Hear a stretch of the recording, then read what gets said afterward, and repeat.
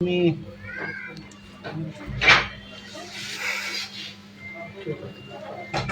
মুফতি Mohibullah Miyaji Tongi BTCL কেন্দ্রীয় মসজিদের খতিব। আমি গতকাল হাঁটতে বাইরে ছিলাম 7টার দিকে। এর আগে বিগত এই ডিসেম্বর মাসে থেকে ডিসেম্বর, ফেব্রুয়ারি, জুন, আগস্ট এই 4 মাসে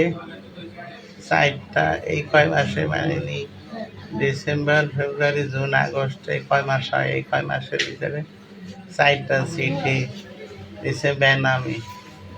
মানে প্রথম চিঠিটা লেগছে আপনি করিয়া, এরপরে চিঠি লেগছে তুমি করিয়া, এরপরে লেগছে তুই করিয়া। লেগছে যে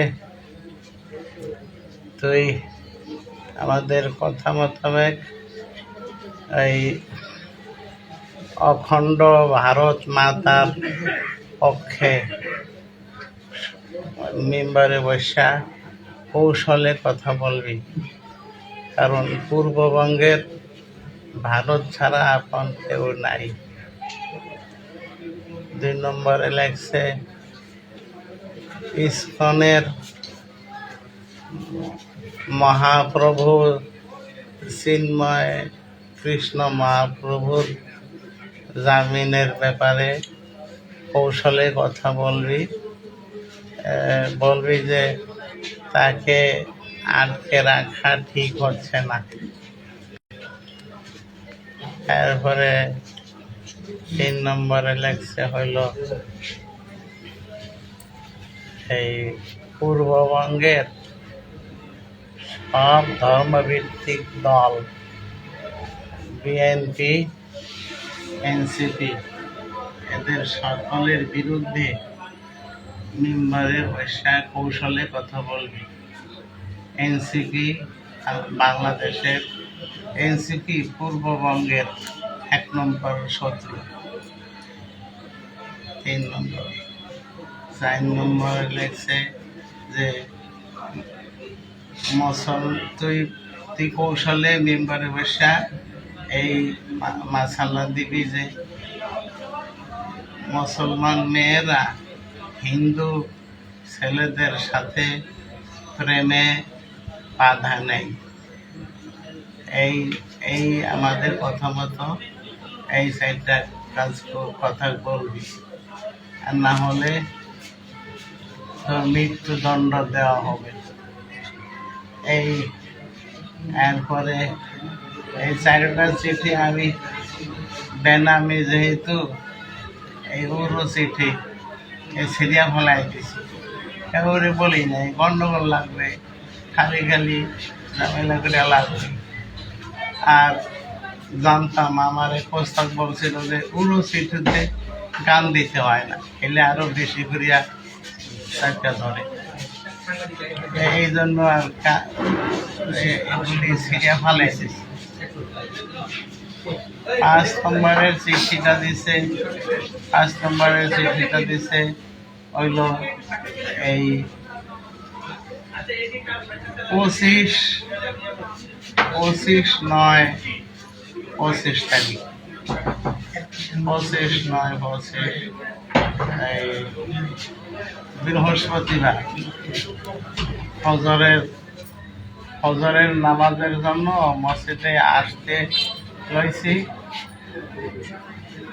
দেখি যে ঘরের আমার বারান্দার স্টিলের গেটটা বাইরে দিয়ে আটকানো, আমি খুলতে পারতেছি না।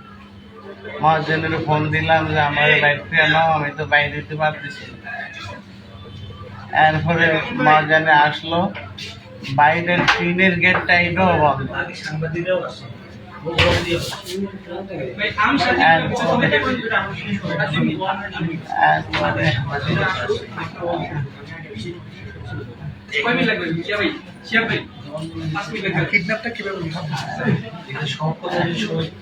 এরপরে এই পঞ্চম চিঠিটা সেক্রেটারি, ক্যাশিয়ার আর আমার এই তিনজনের লক্ষ্য করিয়া লাগছে যে তোরা এগুলি ঠিকঠাক মতো আমাদের কথা মতো করবি, তোদের ক্ষতি বেড়ে এইভাবে এইভাবে বলতে বল, আর না হলে তোদের সবার মৃত্যুদণ্ড দেওয়া হবে এবং তোদের এই স্ত্রী, মেয়ে, এদের কাউরে খারাপ কথা লাগছে যে ইয়া থেকে, দর্শন থেকে বাঁচাতে পারবি না। আর লাগছে যে এবার তোদের খতিবের ঘরে পেট্রোলের আগুন ধরবে। 6-7 মাস আগে আমার বারান্দায় আগুন লাগছিল, তো তখন মনে করছে শর্ট সার্কিট থেকে লাগবে, অনুমান করছিলাম যে শর্ট সার্কিট থেকেই। এইটার ভিতরে লাগছে এইবার পেট্রোলের আগুন। এখন সন্দেহ হয়েছে যে এই প্রথমটা তাহলে স্বাভাবিক আগুন ছিল না। এরপরে এই 21-10 তারিখ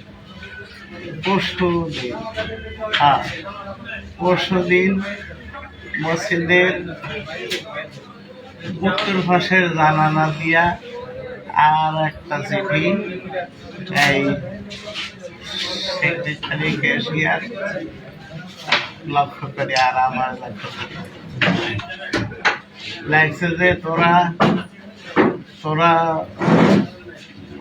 তোরা পুরুষ না, তোরা দুইজন খারাপ কথা লাগছে যে তোরা পুরুষ না, তোদের তোদের তোরা তোরা হিজড়া, তোরা হিজড়া লাগছে। আর কি জানি লাগছে যে তোরা কোনো তোদের ক্ষতি বেড়ে চাপ দিয়া এখনো রাজি করতে পারলি না, তাই তোরা এখন তোরা আমার লাগছে যে তোরা তাহলে চাপ দিছ কি না ও বলতে পারি না, তবে তোরা এখন আশঙ্কা মুক্ত বা ঝুঁকি মুক্ত কি লাগছে সেক্রেটারি, ক্যাশিয়ারের। এরপর লাগছে তবে তোদের খতিব শেষ, তোদের খতিব শেষ। এরকম আরো বহু মৌলবাদীদেরকে এরকম ওই যে ওই চিঠিগুলি লাগছে, লাগছে যে যদি কথা মানুষ তাহলে তোদের 3 জনকে 1 কোটি রুপি করে দেওয়া হবে। তোদের খতিব 6 মাস পর্যন্ত মেম্বারে বসা রেগুলার বলতে থাকলে 6 মাস পরে 1 কোটি রুপি করে এক একজনকে দেওয়া নিশ্চিত করা হবে। আর যদি অমান্য করস তাইলে মানে আমাকে 3 জনের মেয়ে, স্ত্রী, এদের ব্যাপারে খুব খারাপ কথা লাগছে যে এদেরকে আমাদের হাত থেকে বাঁচাইতে পারবি না, তোদের মৃত্যুদণ্ড দেওয়া হবে। এবং এমন কিছু কথা লাগছে এগুলি মুখে চোখ দিয়েও পড়া যায় না, এমন কথা লাগছে ভাষাই পড়াই যায় না, এমন খারাপ কথা লাগছে। এরপরে এই হলো 5ম চিঠি, এই 6ষ্ঠ চিঠিটা দিল এই 21 তারিখে পরশু দিন। লাগছে যে তোদের এই মতো তোদের আমাদের কান্ট্রি দেখছে, আমাদের কান্ট্রি সব মৌলবাদীকে সাহায্য করে না। আমরা সামান্য স্বার্থের বিনিময়ে তাদেরকে কোটি রুপি সাহায্য করে থাকি। এমন কত মৌলবাদী আমাদের অফার গ্রহণ করছে, তোদের এই ইমাম নামের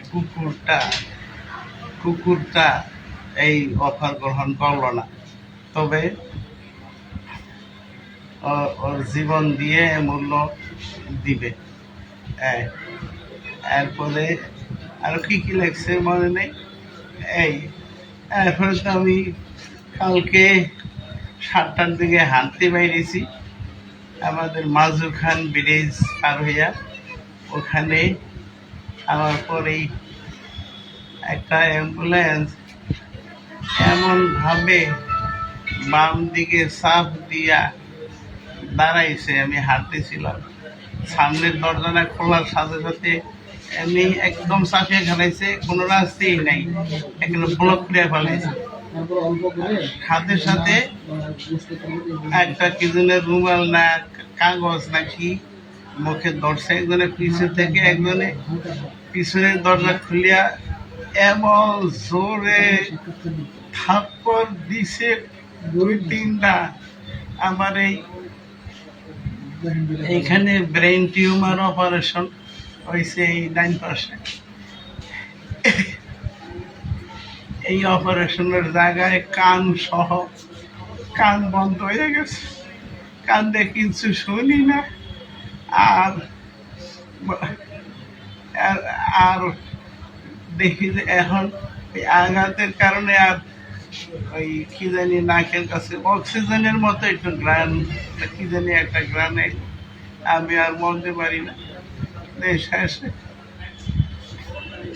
এই চলতেই আছে, কালকে সারাদিন চলছে। আমি যখন একটু ভিতর দিয়েই আমার চোখ বাঁধতে পারিছি কালো কাপড় দিয়ে, আমি একটু এই ডাইন ইয়া দিয়ে উপরে ধান ধরছি, আবার প্রচণ্ড থাপ্পড় দিয়া নাকের কাছে কি দিই, আবার আমি আর কিছু বলতে পারি না। শেষে কয়েক ঘন্টা পর পরই এরকম করে, আমি শেষে আর চেষ্টা করি না, যে চেষ্টা করলে আমার মারে, আমি আর চেষ্টা করি না। এরপরে এর ভিতরে চলতে যে আছে চেতনই নেই, যে কই নেই কি নেয় কি করে আমার আমি জানি না। এরপরে এখানে আসার পরে এই গাড়িটা রাস্তার কিনারে দাঁড়া করে আমার গাড়ি থেকে ফালাইয়া এরপরে গাড়িটার আড়ালে লয়ে গেছে। তারপরে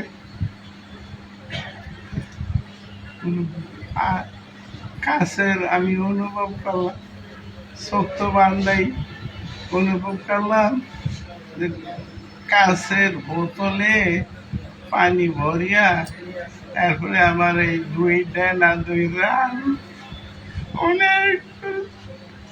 অনেকবার মারছে, আমার পেটে অনেক জোরে লাথি মারছে অনেকগুলো।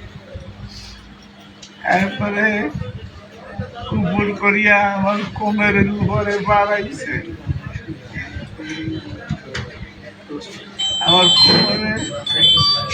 আমার কোমরে অনেক ব্যথা।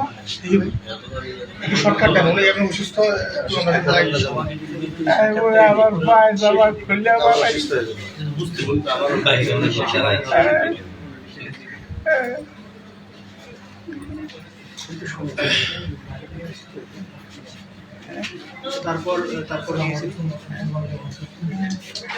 এরপরে আমাদের উপর করিয়া আমার পায়ে জামা খুলে ফেলাইছে। তারপরে